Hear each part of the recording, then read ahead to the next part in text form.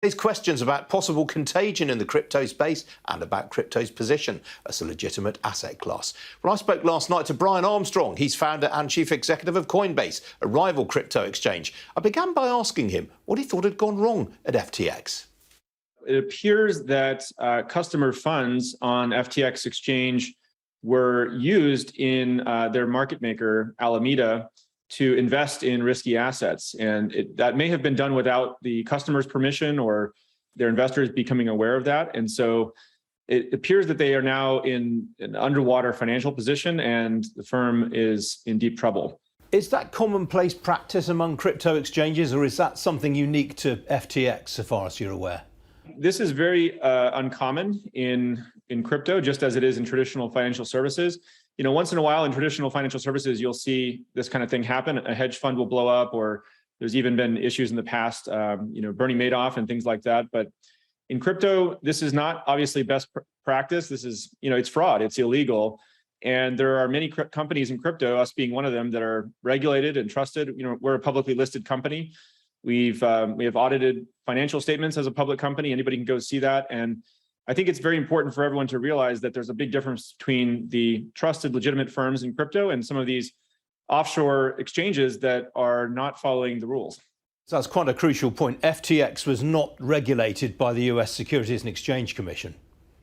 That's correct. I mean, they're based offshore. And, one of the challenges that's out there is that in the major financial hubs, Coinbase has a regulated entity in the UK as well with the FCA.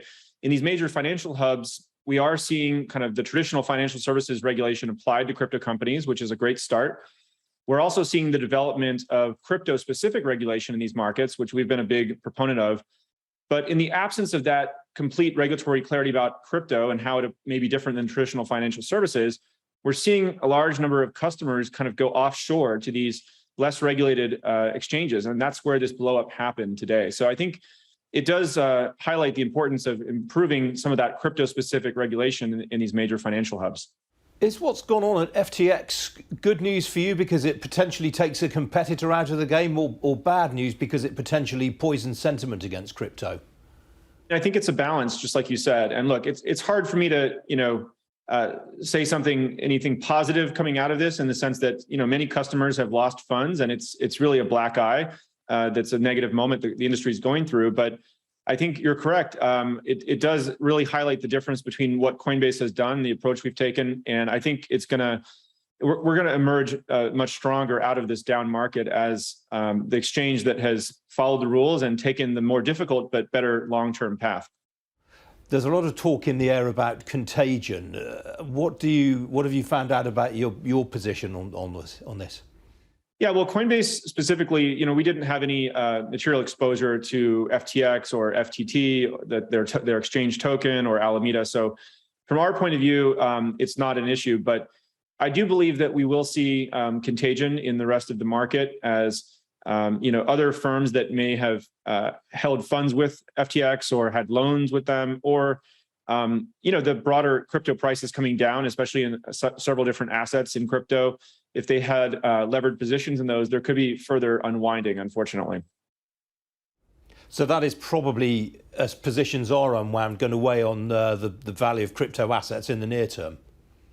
Yeah, that's correct. And I mean, we're already seeing that happen to some degree right now. So, of course, the broader macro environment is down this year, and crypto is down along with it. But I think it's important in these moments for people to realize that just look back at the dot-com boom and the dot-com bust, right? When new technologies come on the scenes, oftentimes they'll go through these cycles, and the good companies, Amazon, Google, whoever you want to think about, can ride through these cycles and actually emerge much stronger. And I think Coinbase is one of those companies that's with over $5 billion on the balance sheet, and we're well capitalized, and we're publicly listed and regulated. I know it's a really fluid situation, but Sam Bankman-Fried, the founder of FTX, has said that he wants to do right by users, I think was his expression. Is there going to be anything to salvage, though, for those users? I haven't been able to get an accurate look at their financial statements. If they do exist at this point, I actually don't know.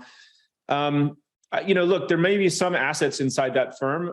There's various crypto assets they're holding, but they've made various venture investments and things like that.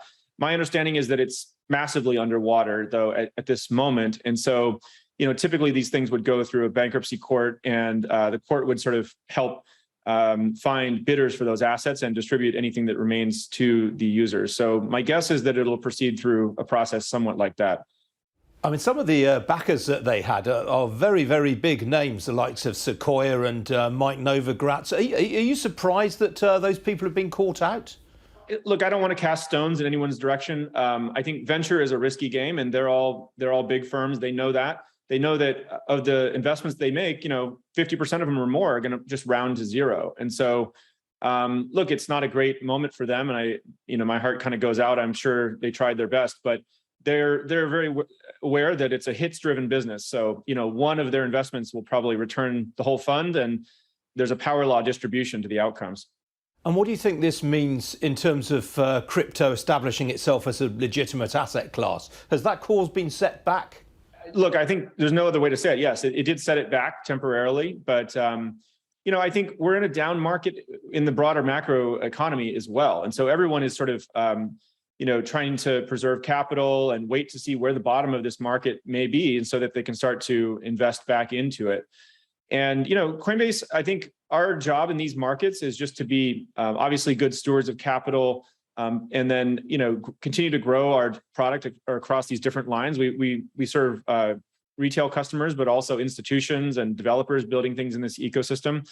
So we're seeing still a large number of institutions sign up and onboard into this industry. They're just not ready to deploy capital yet. And I think they're all kind of waiting to see, all right, where's the bottom of this market? And the long-term potential is there, but in any kind of volatile period, they're more hesitant.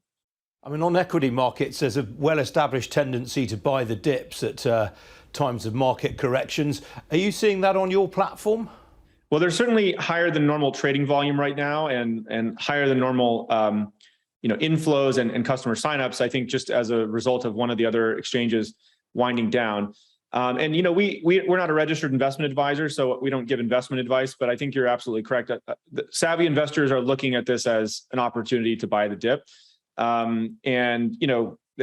you want to kind of buy low and sell high. And so whenever there is fear and panic, there's people looking at it for an opportunity as well. That was Brian Armstrong from Coinbase speaking to me last night. Now, the annual rate of inflation in the US fell last month to its lowest level since January.